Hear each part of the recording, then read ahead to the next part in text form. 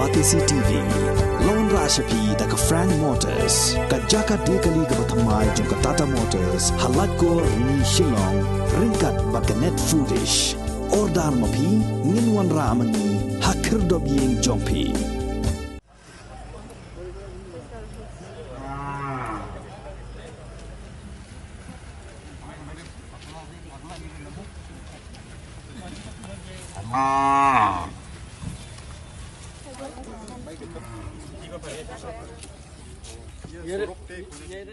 Menteri Rangba ke jela Conrad Kongkel Sangma ke sengi baar ke arpu waiterik ubna jeleo arajar arpu ar ulah hiarsha West Garo Hills District ban lejingo dalaki jong ki khmat ki Jingjulor ki bala jian ke jingwan linshop jong ki bor ke Maryang ha kini ki khendiat sengi bala lejno ha kene ke Jurip Menteri Rangba ulah lejingo ya ke jingking koina dubi ke bapnya so ya ke snong megadop bat tiba para ke bala sya punjulor na ke jingjor jong ulap ba lapsan ha ke day bat kani Menteri Rangba ulap tha ya ki bor Sinshar District bakin maramot no mardor ya ka jingking ban penpoi ru ya ki marbam sha kini ki artli ki snong ki bala shakta nagane ke jingsha lenshop ha ki bor ka mai Maryang nangni Menteri Rangba ulala jingo ru ya ka jingking ka bala kadiang ar Lincoln na ka jingsha rat ha ki lat jong ka ha ka snong nagupara ka bahap hapo ka dalu community and rural development block kat hadu menta ki don hadu khandai spa ar pusau teliki snong ki bala shakta hakane ke jing shlai bat ka jing tua khndo bat lai pusau mut ki men sem breu ki la do e yala ka jong ka jing em haki jing jia ba pher ha baro ko wei ka jilla Meghalaya kata nadu ka shiterik ubna yayong ar hajar ar pu ar oh kapigrio apa Morocco barang ni gura para apa ini sa bawa ni bantong Chinese division ba Morocco ba ko bilin mo ba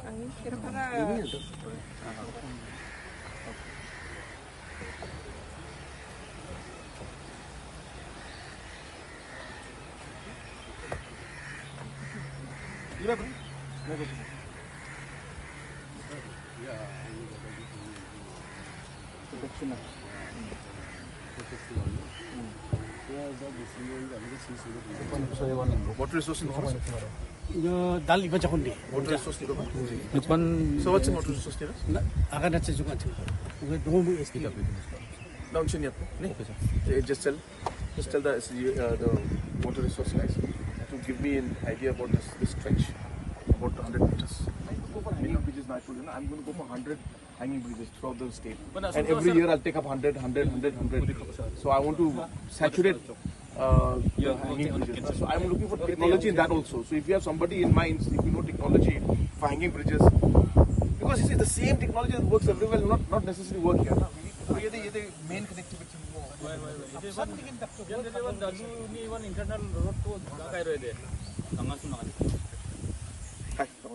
We are in Dalu area today and again because of heavy rains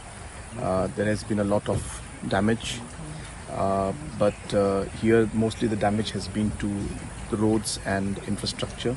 As you can see bridges like these have been washed out and now there's a